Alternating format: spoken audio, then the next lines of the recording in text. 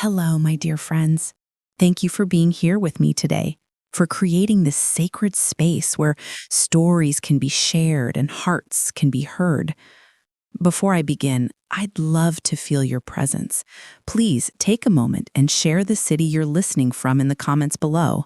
It truly helps to know I'm not speaking into a void, that you're out there connecting with my story. Today, I want to take you back to a time when my world was painted in brighter colors, before a shadow fell over my family. This is where our story begins, not with a scream, but with a whisper. It's the story of my son's wedding day, a day that was supposed to be a beautiful new chapter, but instead became a fight for my grandson's very life. To understand the depth of that day, you have to understand what we lost. You have to know about Maria. Maria wasn't just my daughter-in-law. She was the daughter of my heart. Her smile was like the first warm sunlight after a long winter. It could melt away any worry. I still remember the sound of her laughter echoing through their little house in the suburbs of Phoenix on those windy afternoons. I'd arrived to find her on the porch with a basket of fresh vegetables from their garden, her face glowing with a simple, profound happiness. "Mom, try the chili I made," she'd say, her voice full of pride as she'd hand me a warm bowl. And I'd sit there, eating and talking with her about nothing and everything, while a tiny Leo, just learning to walk, would chase a colorful rubber ball across the grass, his giggles the sweetest music. But the memory that is etched into my soul, the one that captures the very essence of who Maria was, is the night Leo became desperately ill. He was so small, his little body burning with a fever that wouldn't break. His eyes were glazed, too weak even to cry. Maria held him in her arms, rocking back and forth, and I saw tears streaming silently down her cheeks. She wasn't crying for herself. She was crying for him. "Mom," she whispered, her voice cracking with a fear that clutched at my own heart, "I'm so scared." I sat with her all through that long, dark night. We took turns placing cool cloths on his forehead, whispering words of comfort to him and to each other. I told her, "Don't worry, honey. He's strong. He's going to be okay." But inside, I was terrified, my own heart a heavy stone of dread. When the first rays of dawn finally broke and Leo's fever broke, he fell into a peaceful sleep in her arms. Maria looked up at me, her eyes red and swollen, but with the faintest smile of relief on her lips. "Thank you, Mom," she whispered. "Without you, I don't know what I would have done." I just took her hand and squeezed it, wordlessly telling her I would always be there. For her, for Leo.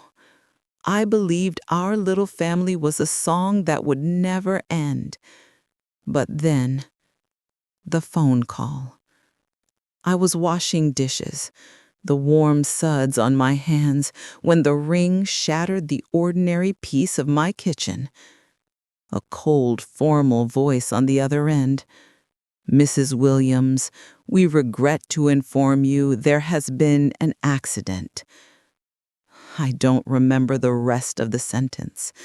I only remember the sound of the plate slipping from my hands, shattering on the floor into 1,000 pieces, a stark metaphor for my world. A truck had lost control. Maria was gone. Just like that, in an instant. Her funeral was held on a day of torrential rain, as if the heavens themselves were weeping for the light she had taken with her. I held a confused 4-year-old Leo in my arms, his little face pressed against my neck. "Grandma," he asked in his small, bewildered voice, "where is my mommy?" How do you answer that? How do you explain that kind of emptiness to a child? I held him tighter, swallowing my own tears, and whispered the only lie that could offer any comfort. She's in a very beautiful place, my love. But inside, I was as shattered as the plate on my kitchen floor. My son, Alex, he collapsed.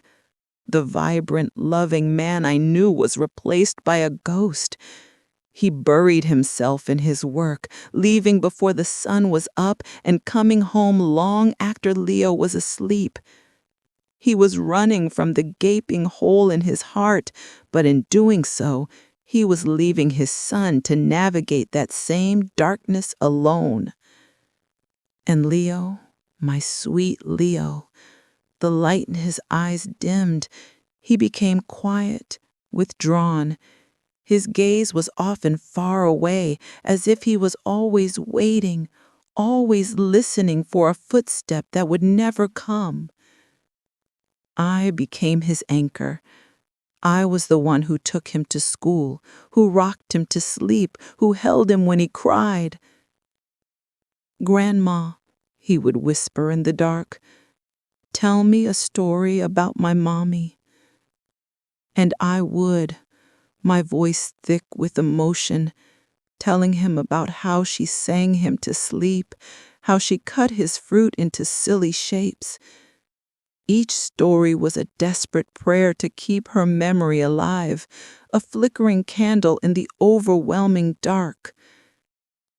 It was in this fragile, wounded family that Lucy, my adopted daughter, became our guardian angel. With her warm heart and gentle hands, she would appear with coloring books and homemade cookies. She loved Leo as if she were her own. She'd carry him on her hip, help him with his letters, and spend hours praising his clumsy drawings. "Look, Leo," she'd say, her laugh clear and genuine. "Your house is much prettier than mine." But sometimes I'd catch her looking at Alex when he'd trudged through the door, exhausted and closed off. It was a deep, longing look, filled with a sadness I couldn't quite name. I saw it, but I said nothing. Our family was a house of cards, and I was too afraid that any sudden movement would make it all collapse. We were surviving, but we were a family of ghosts, haunted by the memory of a love that was so cruelly taken from us. And then Alex started to come back to life. I saw a new light in his eyes, a spring in his step I hadn't seen in years. He came to me one afternoon, leaning against the kitchen doorframe, looking like the hopeful young man he used to be. "Mom," he said, his voice choked with a nervous excitement, "I want you to meet someone." My heart, which had been a clenched fist for so long, gave a tentative, fearful beat. I asked, wiping my hands on my apron, trying to hide the sudden tremor in them. "Yes," he said, a confident smile spreading across his face. "You're going to like her very much." I nodded, forcing a smile onto my own face, but inside, a cold dread began to uncoil. After Maria, how could anyone ever fill the void she left, not just for Alex, but for Leo, and for me? That night, Ava walked into my home. She was beautiful, I'll give her that, dressed in an elegant light blue dress, her hair in perfect waves, her lips curved into a charming, practiced smile. "It's a pleasure to meet you, Mrs. Williams," she said, her voice as sweet as honey. I invited her in, served her coffee, and watched as her eyes scanned my living room. They lingered a little too long on the family photos on the wall, stopping a little too long on the one of Maria, beaming with a baby Leo in her arms. A cold finger traced a path down my spine. Dinner was a performance. Alex was mesmerized, his eyes glued to her. Leo, my normally chatty grandson, was silent, pushing his food around his plate, refusing to lift his head. When Ava leaned over and placed a chocolate bar in front of him with a radiant smile, he didn't just ignore it. He flinched. He physically recoiled, as if her very presence was a threat. And Lucy, dear, quiet Lucy, I saw her hand still over her glass when Ava took Alex's hand under the table. I saw the light in her eyes dim, her shoulders slump with a sadness so profound it was a physical weight in the room. I tried. I tried to quiet the screaming alarms in my head. Give her a chance, I begged myself. He deserves happiness. But as I looked at my terrified grandson and my heartbroken adopted daughter, I knew, deep in my soul, that the sunshine we so desperately needed was bringing a long, cold shadow with it. After that first dinner, Ava wove herself into the fabric of our lives with a determined, almost relentless cheerfulness. She was always there, with a smile that never quite reached her eyes, with a helping hand that felt less like generosity and more like ownership.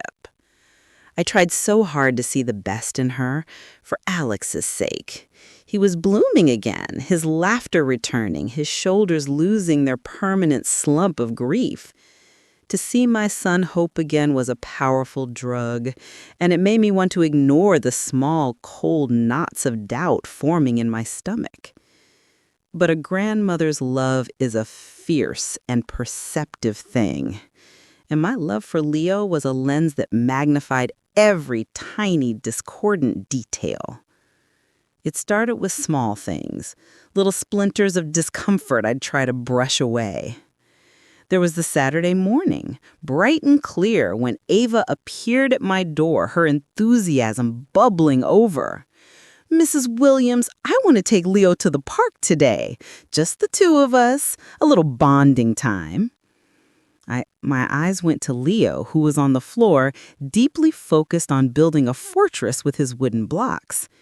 At the sound of her voice, his little shoulders tensed. He didn't look up. He didn't run to get his shoes. He froze. "Of course," I said, forcing a smile that felt like a crack in my face. The lie tasted bitter on my tongue. When they returned, Ava swept in, a picture of triumphant motherhood. "He had the best time. He went down the slide a dozen times, didn't you, Leo? He even asked for a second ice cream."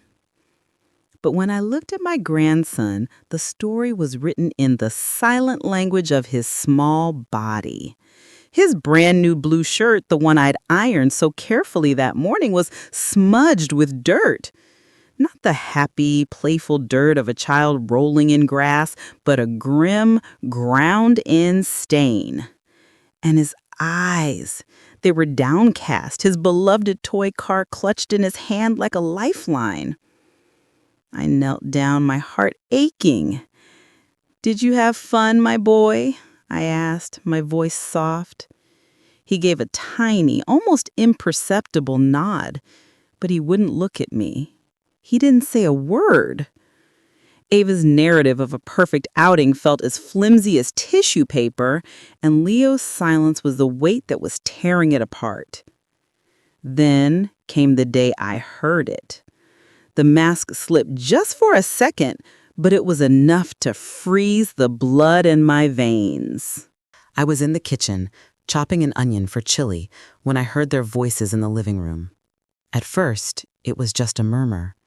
Then, clear as a shard of glass, I heard Ava's voice, stripped of all its sugary sweetness, sharp and hard with irritation. "Stay still, Leo. For heaven's sake, don't make a mess. You're a big boy now. Stop acting like a baby." I stopped dead. The knife hovered in my hand. The tone was so cold, so dismissive. It was the voice of someone profoundly annoyed by a child's very existence. I stepped out of the kitchen. The moment she saw me, the transformation was instant and chilling. Her face melted back into that perfect smile, her voice dripping with honey once more. Our Leo is so clever, she chirped, gesturing to the blocks. Look at the tall tower he built. But Leo wasn't looking at the tower. He was looking at me, his eyes wide, his lips pressed into a thin, worried line. It was a silent plea, a cry for help without a sound. The most heartbreaking scene, the one that truly exposed the chasm between Ava's performance and Lucy's genuine love, was Leo's 7th birthday. Lucy, my sweet Lucy, spent her entire morning in a hot kitchen, baking and decorating a magnificent chocolate cake, Leo's absolute favorite. When she carried it out, candles ablaze, his face lit up with a pure, unbridled joy I hadn't seen in so long. It was a flicker of the happy boy he used to be. "Aunt Lucy!" he cried out, running to her and wrapping his little arms around her waist. "This is my favorite cake." Lucy bent down, her eyes shining with tears of love, and hugged him back tightly. "I made it just for you, my love," she whispered, stroking his hair. "You eat as much as you want." I watched them, my heart swelling with a painful warmth. This was love. This was family. And Ava? She stood to the side, clapping her hands with a tight, perfunctory motion. Her smile was a thin, weary line. Her gift to him? A pat on the shoulder that made him flinch, and 2 hollow words, "Happy birthday, champ." No present, no genuine engagement, just emptiness. I saw Leo physically shrink away from her touch, and the small, hopeful light in his eyes dimmed just a little. The contrast was devastating. The final straw, the moment the whisper in my heart became a roar I could no longer ignore, came from a place I trusted completely. Leo's school. His teacher, Mrs. Davis, a kind and observant woman, pulled me aside one afternoon. Her face was etched with concern. "Mrs. Williams," she said gently, keeping her voice low, "I hope you don't mind me saying this, but lately, Leo has been so withdrawn in class. He doesn't participate, he barely talks to the other children, he just seems so sad. Is everything all right at home?" I felt a flush of defensive panic. "Oh, I'm sure it's just, changes, Mrs. Davis," I stammered. "Don't worry." But on the drive home, the silence in the car was heavy.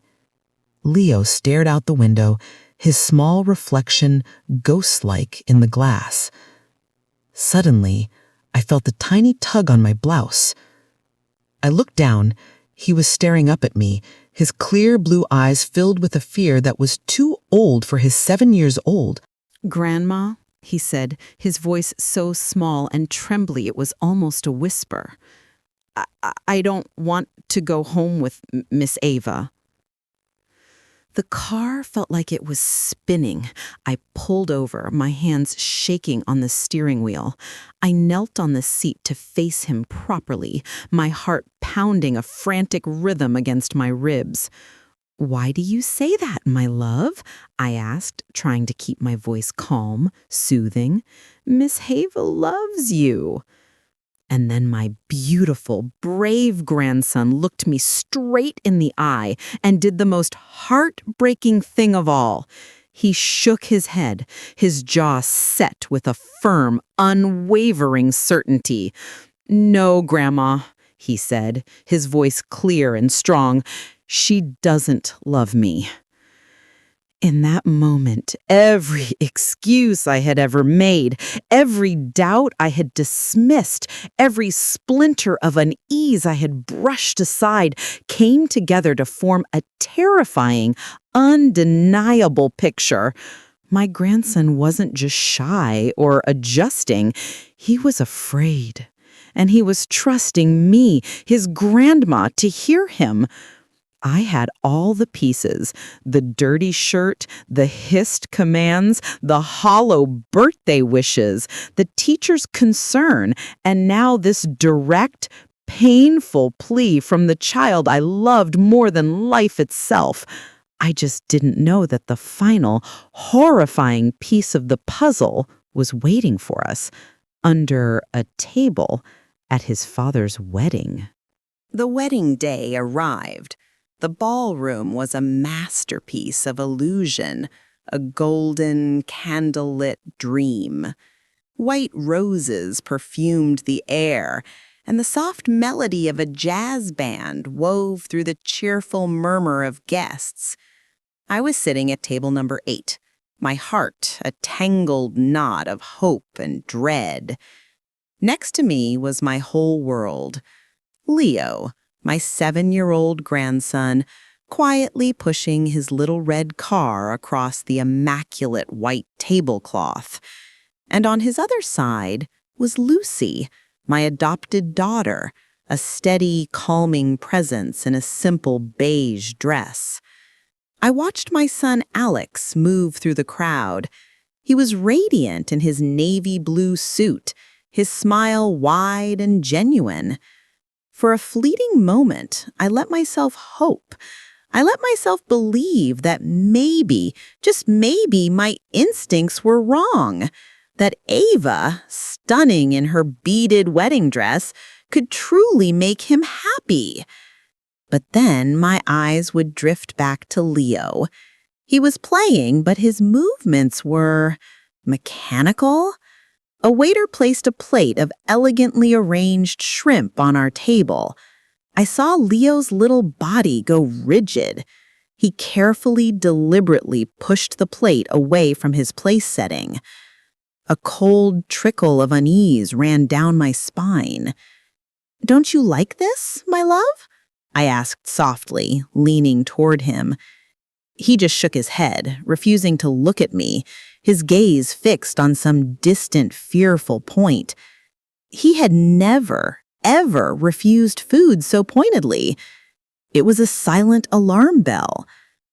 And then it happened. Leo pushed his toy car a little too hard. It skittered off the edge of the table and vanished beneath the white linen. With a small sigh, he slid off his chair and ducked under the table to retrieve it. He was only down there for a few seconds, but when he came back up, he was a different child. The color had drained from his face, leaving him a ghostly pale.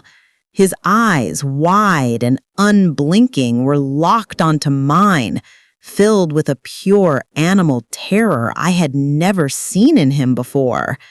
His little hands were shaking. He didn't say a word. He just reached out and grabbed my hand. His fingers were like ice. "Grandma," he whispered, his voice so strained and urgent it was barely audible. "I want to leave, right now." My heart didn't just pound. It felt like it was trying to escape my chest. I leaned close, my face just inches from his, and placed a hand on his cold cheek. "What's wrong, my boy? You have to tell me what it is." He shuddered, a full-bodied tremor that shook his small frame. He pressed his lips together, as if trying to hold back a sob. And then he leaned in, his breath a hot, frightened whisper against my ear, and asked the question that will haunt me for the rest of my days. "Grandma, you didn't look under the table, did you?" Time stopped. The music, the laughter, the clinking glasses, it all faded into a distant, muffled roar.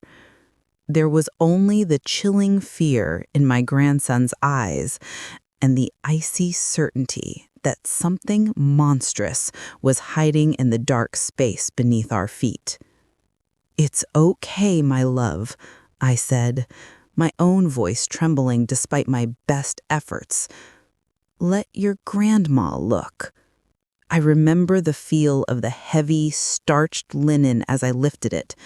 The world under the table was a dark, silent cave, filled with the wooden legs of chairs and the shadows they cast. And there, lying innocently beside Leo's empty chair, was a small, folded square of paper. It was so ordinary, so harmless, and yet its presence felt like a threat. My hand trembled as I reached for it. Leo huddled against my leg, his little hand gripping my arm so tightly his knuckles were white. I could feel his entire body trembling against me. He knew. Somehow he knew. I unfolded the paper. The candlelight from our table was dim, but it was more than enough. The words, scribbled in a rushed, careless hand, were simple. But as I read them, the air was sucked from the room. The words burned themselves into my mind. Table 8. Add shrimp to the child's serving. I swear, in that moment, my heart stopped. It wasn't a request. It wasn't a mistake. It was a death sentence written on a scrap of paper. Leo is deathly allergic to shrimp. A single piece, a mere trace, could send his body into a violent, swift rebellion. His throat would close, his airways would swell shut. We carried an EpiPen like another limb, a constant reminder of the invisible line between life and death that we walked every single day. And someone in this room of celebration had just tried to cross that line. A white-hot fury, colder than ice and hotter than fire, exploded inside me. I crumpled the paper in my fist, the sound loud and final in my ears. I stood up so abruptly my chair scraped against the floor. I pulled Leo into a fierce, crushing hug, as if I could physically shield him from the evil that had just been revealed. I looked across the table at Lucy. Our eyes met. She saw the sheer, unvarnished horror on my face. She didn't ask questions. She simply opened her arms, and Leo flew into them, burying his face in her shoulder. She was his fortress. "Take care of him," I choked out, my voice raw. And then I moved. I was no longer a grandmother, a guest, a mother of the groom. I was a predator hunting the truth. I marched out of that ballroom, the crumpled paper a burning coal in my hand. I found him near the bar, David, the young waiter with the kind eyes who had served our table. He was laughing with the other staff. I walked straight up to him, my entire body vibrating with a terrifying energy. I shoved the paper in his face. "Do you know who sent this?" My voice was low, but it crackled with an intensity that made him flinch. He looked at the paper and his face went slack with panic. "My God, that's my paper. A woman gave it to me. I must have dropped it when I was carrying the tray. I didn't know." "Who?" I demanded, the word a sharp crack. "I don't know her name," he stammered, his eyes darting around wildly, looking for an escape. "She was just a guest. She just told me to give it to the chef." Rage, cold and sharp and utterly focused, crystallized inside me. This was no accident. This was a plot. And I knew with every fiber of my being who was behind it. I turned and stormed back into the ballroom. The scene was a sickening parody of joy. There was Ava, my son's new bride, laughing brightly, a glass of champagne in her hand, posing for a photo. Her smile was a perfect, beautiful lie. I looked at my son, laughing with his friends. I looked at Leo, safe for now in Lucy's arms. And I knew what I had to do. The time for silence was over. I walked back to our table. I took Leo's small, trembling hand in mine. I felt his fear, his trust, flowing into me. It gave me a strength I didn't know I possessed. I stood up. My voice, when it came, was not a shout. It was clear, firm, and it cut through the music and the laughter like a shard of glass, silencing the entire room. "One moment, please," I declared. Every single head turned, 300 pairs of eyes fixed on me. I said, "Before we begin to eat," I hold the damning piece of paper high for all to see, "I need to know who wrote this note asking for shrimp to be added to my grandson's food." The silence was absolute. It was the heaviest, most profound silence I have ever heard. Alex was the first to move, rushing over, his face a mask of confused concern. "Mom, what is this? What's going on?" I thrust the paper into his hands. "Read it." I watched his face as his eyes scanned the words.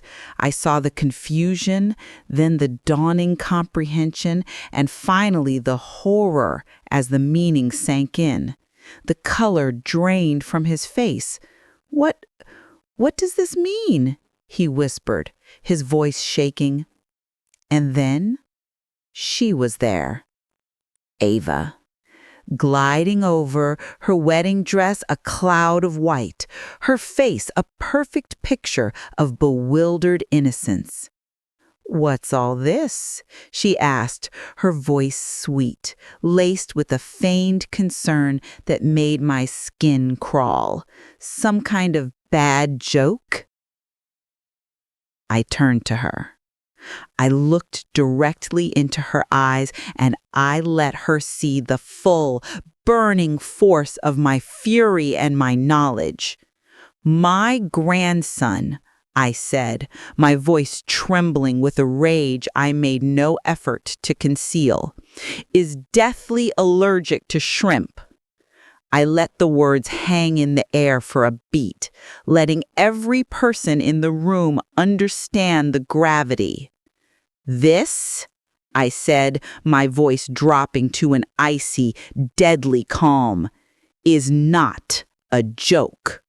This is attempted murder." The silence in that ballroom was so heavy, so absolute, you could hear the flicker of the candle flames. 300 guests were frozen, their festive smiles wiped away, replaced by looks of sheer, uncomprehending shock. All eyes were darting between me, the crumpled paper in my hand, Alex's ashen face, and Ava, who stood in her dazzling white dress. For a single, suspended moment, Ava held her mask. She let out a small, forced laugh that sounded like shattering glass in the quiet. "A joke," she repeated, her voice dripping with a mocking sweetness that was meant to paint me as a hysterical old woman. "There's no name on that paper, Mrs. Williams. Are we really going to upend this entire day over a story a child made up?" The blood roared in my ears. Her audacity was a weapon, and she was wielding it with precision. She was trying to throw my grandson, my terrified little Leo, under the bus to save herself. But then a chair scraped back. It was Lucy. She stood up, slowly and deliberately. She had been holding Leo, who was now clinging to her, his face buried in her neck. Her own face, usually so gentle, was set in lines of cold, clear fury. She looked not at me, but directly at Ava. "That's enough, Ava." Her voice was low, but it cut through the murmurs. It was the voice of a woman who had reached her absolute limit. And then she did what the entire room was too stunned to do. She stepped forward and, with a sharp, resounding crack, slapped Ava across the face. The sound echoed in the cavernous room. A collective gasp rippled through the crowd. "The only wicked person here is you," Lucy said, her voice trembling, not with fear, but with a righteous, volcanic rage. "You wanted to harm an innocent child at your own wedding?" Chaos erupted. Ava stumbled back, a hand flying to her reddening cheek. The mask shattered completely. Her eyes widened with a feral panic before she turned to Alex, her face crumpling into theatrical sobs. "You see," she wailed, pointing a trembling finger at Lucy. "She's always been jealous. She's in love with you, Alex, and she's using this to attack me." She was flailing, throwing any lie she could think of to muddy the waters. But the truth has a weight that falsehood cannot mimic. And then, from the crowd, a voice broke. A young, broken voice filled with tears. It was Gloria, Ava's own younger sister. She stood up, her body shaking, her face streaked with tears. "It's true," she sobbed, the words torn from her. The entire room swiveled to look at her. "Ava, she gave me the note. She told me to give it to the waiter. She said it was about a surprise for the cake. I swear I didn't know what it said. I didn't know." The final thread of Ava's web snapped. The room, which had been a sea of confused murmurs, now swelled with a unified sound of disgust and horror. "My God," someone said, "I can't believe it." Ava whirled on her sister, her face contorted in pure rage. "Shut up, Gloria, you lying little—" But it was too late. The truth was out, confessed by her own blood. In that moment, I saw the last vestige of hope die in my son's eyes. He looked at the woman he had just married as if seeing her for the first time, a stranger, a monster. He took a step toward her, his voice a broken whisper. "Ava, tell me the truth. Is it true?" She had nowhere left to run. Lucy, cool and unwavering, delivered the final blow. "If you keep denying it," she said, her voice icy, "we can ask to see the security camera footage. It will all be clear in a moment." Ava's face went ashen. Her shoulders slumped. She didn't say another word. That silence was her confession, louder than any scream. The hotel security was there then, materializing from the edges of the room. They didn't need to be forceful. They simply stood beside her. "Ma'am," one said, his voice polite, but devoid of all warmth, "please come with us." And just like that, she was escorted out. The dazzling bride, walking through a gauntlet of contemptuous stairs, her white train dragging behind her like a shroud. The wedding was over. The days that followed were some of the darkest our family has ever known. The house was filled with a heavy, grieving silence. Alex was shattered, consumed by a guilt so profound it was a physical presence in the room. He would sit for hours just staring into space, the horror of what had almost happened playing over and over in his mind. One evening, I found him kneeling in front of Leo's bed, watching our boy sleep. He was crying, silent tears streaming down his face. "I'm so sorry," he whispered over and over to his sleeping son. "I'm so sorry I didn't see. I'm so sorry I didn't protect you." It was Lucy who began the slow, patient work of stitching our family back together. She didn't do it with grand gestures, but with 1,000 small acts of love. She was the one who meticulously prepared Leo's school lunches, writing little notes to his teacher about his allergy. She was the one who spent nights by his side when a nightmare woke him, her voice a soft, steady anchor in his fear. She took him to the park and taught him to fly a kite. And I will never forget the sound of his laughter, real laughter, ringing out again as that kite soared into the blue sky. It was the sound of healing. I watched Alex, watching her. I saw the dawning realization in his eyes, the slow, painful understanding of what true love looked like. It wasn't flashy or charming. It was steadfast. It was showing up. It was staying. Weeks later, we were all sitting around the dinner table, a rare, peaceful moment. Leo, his mouth full of pasta, suddenly looked up at Lucy, his eyes clear and full of a simple, profound love. "Aunt Lucy," he said, his voice matter of fact, "I want you to be my mommy." The table fell completely silent. Lucy's eyes filled with tears. Alex looked from his son to the woman who had saved him, and I saw his own tears begin to fall. It was as if Leo had given voice to the truth that was in all of our hearts. Not long after, Alex took Lucy's hand. He stood with her in front of me, his voice thick with emotion, but clearer and stronger than I had heard it in years. He said, "Mom, I made a terrible, terrible mistake. I was blind. I put my own son in danger because I was chasing a ghost of happiness. But this time, I don't want to let go of the person who has truly been our family's strength, the person who has always been here." Lucy looked at him, and the love in her eyes was so deep, so real, it filled the entire room. I reached out and took both their hands, my own tears flowing freely. "Son," I said, my voice choked but sure, "the only thing I have ever wanted is for you and Leo to be happy. True happiness isn't found in a perfect smile or a grand wedding. It's built on a foundation of trust and loyalty and a love that protects its own. And you finally found it."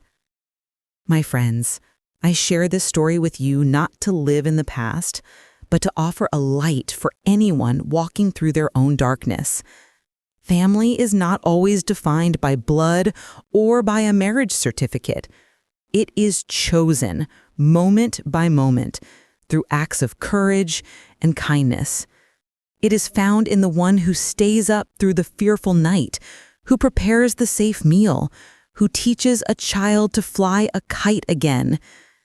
Trust that small, persistent voice inside you, that intuition that tells you when something is wrong. Have the courage to speak, even when your voice shakes.